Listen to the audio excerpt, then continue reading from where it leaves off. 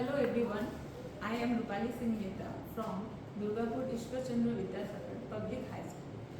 Now today I am going to teach a subject English B, and the first chapter of English B is from class 11 of course, An Astrologer's Day, written by R.K. Narayan. This story or the prose An Astrologer's Day is from a collection of 1947 short stories written by R.K. Narayan, and the story is based on an imaginary town called Malgudi. The story, as you know from the name, the story is about an astrologer, and the total story is based only on one day.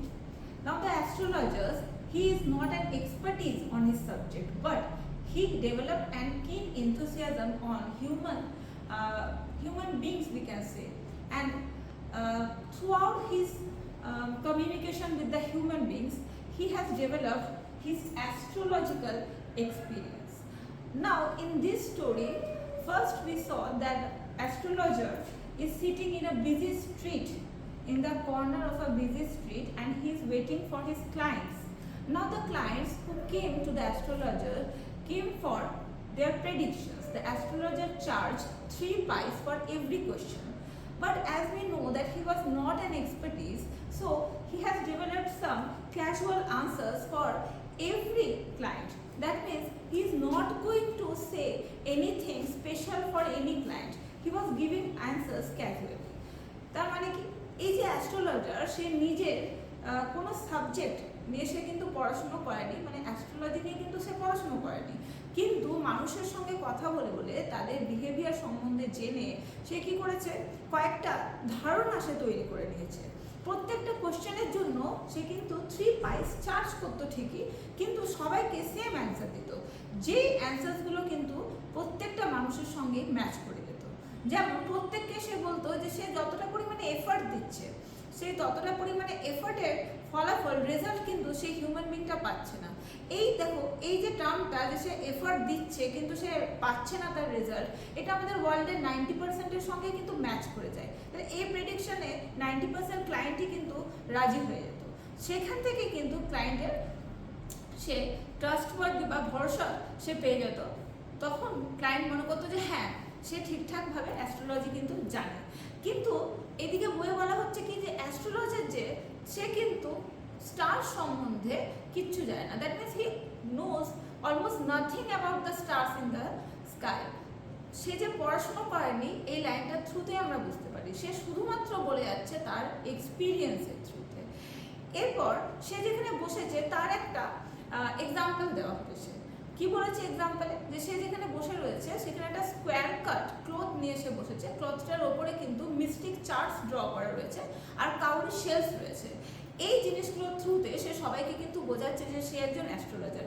এমনকি যে তার ড্রেসটাও, সেটাও কিন্তু তার প্রফেশনের সঙ্গে match করেই সে পরেছে। সেটা টার্বান পরেছে, যেটা হচ্ছে একদম অরেঞ্জ কালারের। সে তার কপালের মধ্যে ভার্মিলিয়ান যে কালারটা রয়েছে সেই কালারের দাগ দিয়ে রয়েছে, এবং সে কিন্তু একটা স্যাক্রেড অ্যাশ দিয়ে তিলক কেটে রয়েছে।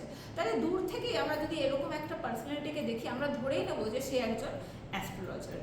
এরকম একটা সিচুয়েশন সে ক্রিয়েট করে রাখছে যে ক্লায়েন্টস তার দিকে কিন্তু চলে আসছে। কিন্তু সে এমন একটা জায়গাতে বসে থাকে, মার্কেট প্লেসের এমন একটা জায়গাতে বসে থাকে যে তার কাছে কিন্তু কোনো আলো নেই। সে আলোটা কিন্তু পায় একটা ফ্লেয়ার থেকে, এবং তার পাশে যে রয়েছে, তার পাশে রয়েছে একজন গ্রাউন্ডনাট সেলার। সে বিভিন্ন রকম টার্মস ইউজ করে করে তার গ্রাউন্ডনাটস কিন্তু সে বিক্রি করছে। এবার আমরা যখন দেখি যে তার কাছে নিজস্ব কোনো আলো নেই, তাহলে সন্ধেবেলা হলেই তার কাছে কিন্তু ক্লায়েন্টের সংখ্যা কমতে থাকে, যেহেতু তার কাছে কোনো আলো নেই। এবার সবাই যখন মার্কেট প্লেসটা থেকে, যত রাত বাড়তে থাকে, মার্কেট প্লেস থেকে যখন তারা চলে যেতে থাকে, ভেন্ডার্সরা, হকার্সরা, তখন কিন্তু অ্যাস্ট্রোলজারেরও টাইম হয়ে যায় যে তার সমস্ত কিন্তু সে গুটিয়ে ফেলবে এবং বাড়ি চলে যাবে, যেহেতু তার কাছে কোনো আলো নেই। অন্ধকারে সে আর বসে থাকতে চায় না। এবং সে যখন উঠে যাওয়ার জন্য রেডি হয়, সে যখন চলে যাওয়ার জন্য রেডি হয়, সেখানে একটা স্ট্রেঞ্জার কিন্তু তার কাছে আসে। এবং যখন সেই স্ট্রেঞ্জারটা আসছে, তার ফেসটা কিন্তু সে রেকগনাইজ করতে পারছে না, যেহেতু পুরোপুরি অন্ধকার। সে কিন্তু বুঝতেও পারছে না যে স্ট্রেঞ্জারটা কে। কিন্তু খুব অদ্ভুতভাবে স্ট্রেঞ্জারটা কিন্তু বাকি ক্লায়েন্টসদের মতো নয়।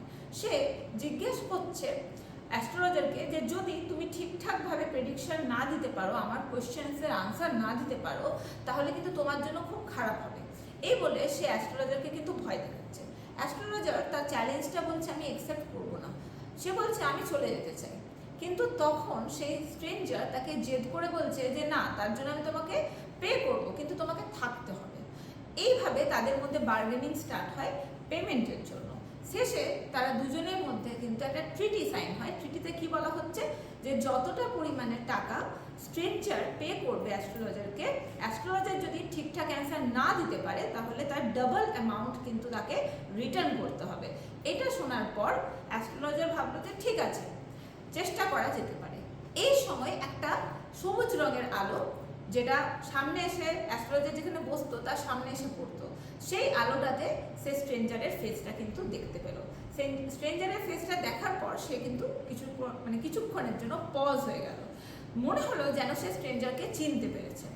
এরপর তাকে স্ট্রেঞ্জার যখন কোনো কোয়েশ্চেন জিজ্ঞেস করতে যাবে তার আগেই অ্যাস্ট্রোলজার কিন্তু তাকে আনসার দিতে গেল যে দেয়ার ইজ আ উইমেন বলে।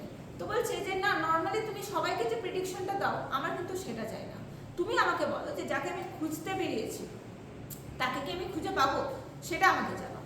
তখন অ্যাস্ট্রোলজার তাকে বলছে যে না, তুমি যাকে খুঁজতে বেরিয়েছো তাকে তুমি খুঁজে পাবে না, সে কিন্তু অনেকদিন আগেই মারা গেছে। এরপর সে আস্তে আস্তে সে স্ট্রেঞ্জার সম্বন্ধে আরও অনেক কিছু ডিসক্লোজ করতে থাকে। সে স্ট্রেঞ্জারকে জানায় যে স্ট্রেঞ্জারকে নাকি অনেকদিন আগে একটা কোনো আননোন ব্যক্তি সে কি করেছিল, তার পেটের মধ্যে নাইফ দিয়ে অ্যাটাক করেছিল এবং তাকে কিন্তু একটা কুয়োতে ফেলে রেখে দিয়ে চলে গেছিল। স্ট্রেঞ্জার এটা শুনে খুবই অবাক হয়ে যায় এবং বলে যে হ্যাঁ, একটা পাসার বাই যদি না আমাকে ওখান থেকে তুলতো তাহলে হয়তো আমি মারা যেতাম। এরপর অ্যাস্ট্রোলজার তাকে বলে যে তোমার নাম হচ্ছে গুরু নায়ক। এখানে আমরা জানতে পারি যে স্ট্রেঞ্জারের নাম হচ্ছে গুরু নায়ক। এবং স্ট্রেঞ্জার এটা শুনে কিন্তু তার প্রেডিকশন শুনে একদম আশ্বস্ত হয়ে গেল যে সে ঠিক বলছে। ঠিক আছে, আজকে আমাদের স্টোরিটা এতদূর পর্যন্তই থাক। এরপর আমরা কিন্তু পরের পার্টে জানতে পারবো যে কি করে অ্যাস্ট্রোলজার জানতে পারছে যে তার নাম গুরু নায়ক।